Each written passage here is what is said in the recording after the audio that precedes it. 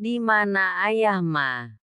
Tumben rumahnya digembok, biasanya jam segini sudah pulang kantor. Ujar Carla yang datang ke rumah Pak Bahtiar dan melihat rumahnya digembok. Mungkin belum pulang lah. Tapi nggak biasanya digembok gini Ma. Mungkin sejak Mama nggak ada ditakut maling jadi digembok deh. Tunggu aja ya. Ini sudah mau maghrib Ma. Kok belum pulang, apa ayah pindah rumah? Nggak mungkin pindah rumah. Mau pindah kemana dia?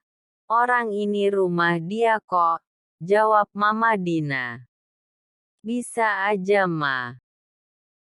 Alah, tunggu aja, jangan berpikir macam-macam. Duduk saja kamu di sini. Ujar Mama Dina menunjuk kursi di teras. Memang rumah Pak Bahtiar tidak memiliki pagar, jadi mereka bisa langsung ke rumah, tapi pintunya digembok dan garasinya juga terkunci tidak seperti biasanya. Apa ayah pulang kampung Ma? Coba dihubungi dulu, ntar capek-capek nunggu malah nggak ada. Nomer Mama udah diblokir sama dia. Nggak bisa dihubungi lagi.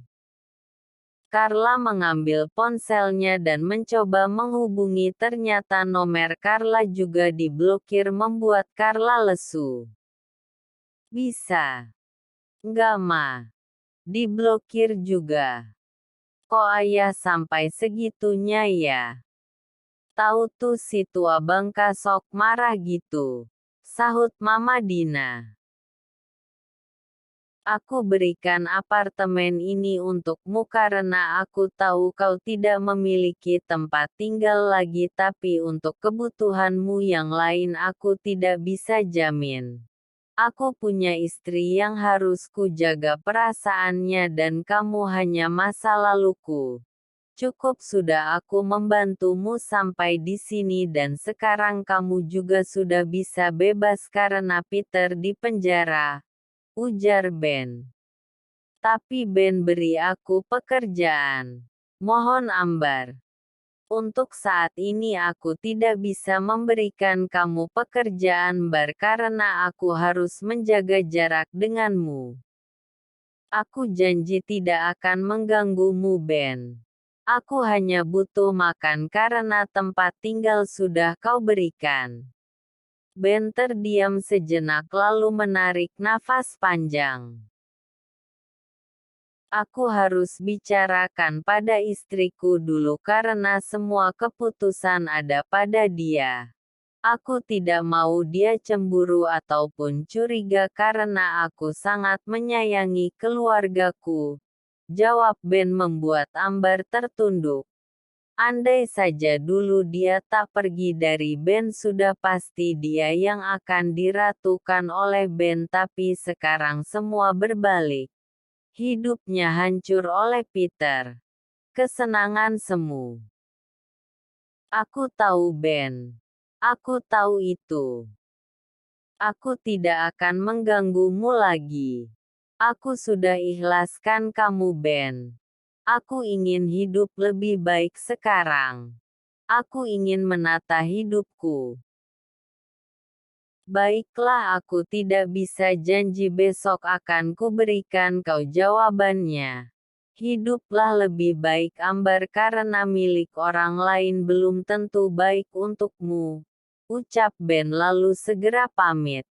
Dia memberikan kabar kalau Peter sudah ditahan dan hanya tunggu sidang lebih lanjut. Semoga Peter lebih lama di penjara agar bisa menyadari kesalahannya. Yuk Ma pulang ke kos, di sini banyak nyamuk, sepertinya ayah tidak pulang. Rengek Carla. Kemana si tua itu? Besok saja Mama cari di kantor ayah. Mana bisalah. Dia satu kantor dengan Ben. Tidak akan mudah menemuinya karena akan dihalangi oleh menantu resenya itu. Lalu bagaimana Ma? Mama juga bingung bagaimana. Besok Mama harus ke kantor Peter terlebih dahulu. Mama akan coba bicara baik-baik, siapa tahu dia lulus saat mendengar kamu hamil. Minimal mobil kamu yang dulu dijual saja agar bisa untuk kehidupan kita. Sudah aku katakan Peter tak menginginkan anak ini. Mana bisa lulu dia.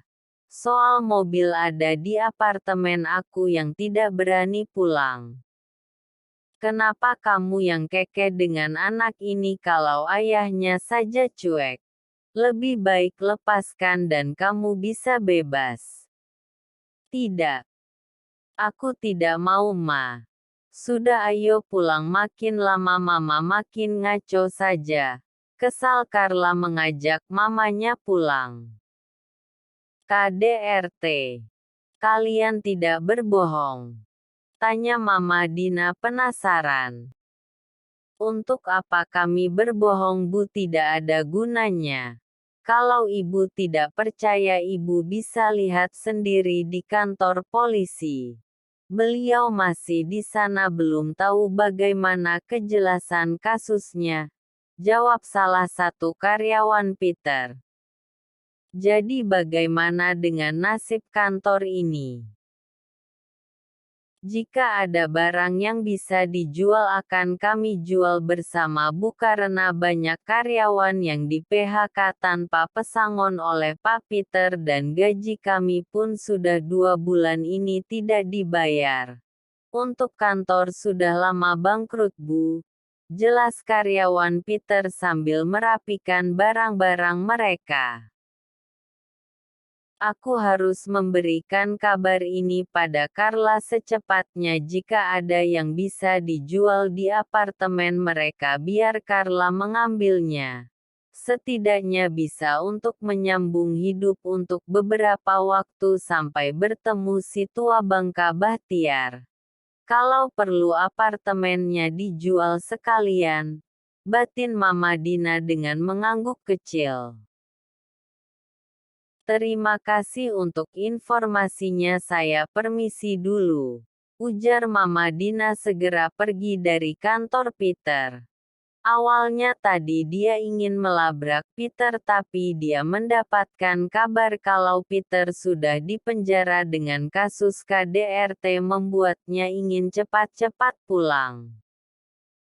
Sayang perusahaan Peter bangkrut dan dia saat ini di penjara. Ujar Fahmi. Kok bisa, Mas? Tanya Sela terkejut. Bagaimanapun juga dia pernah bekerja di sana, meskipun hanya menjadi anak magang, tapi cukup memberikan pengalaman hingga mendapatkan suami seperti Fahmi. Ya bisalah. Orang jahat seperti dia bisa saja hancur dalam sekejap.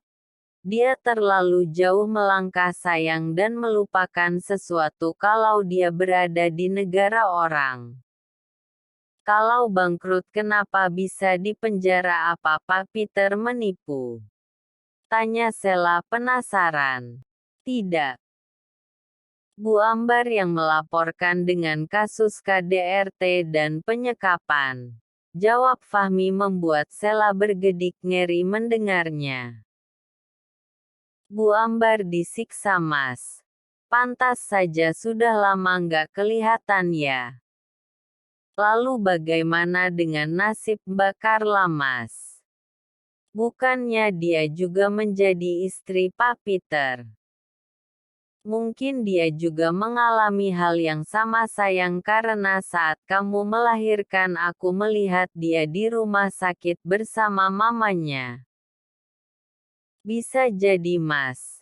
Kasihan ya Mbak Carla kalau dia sampai mengalaminya juga, Mas. Kenapa harus kasihan? Dia pantas mendapatkannya, sayang. Carla orang jahat, jadi apa yang dia tabur itu yang dia panen. Dia juga menjebakku saat itu.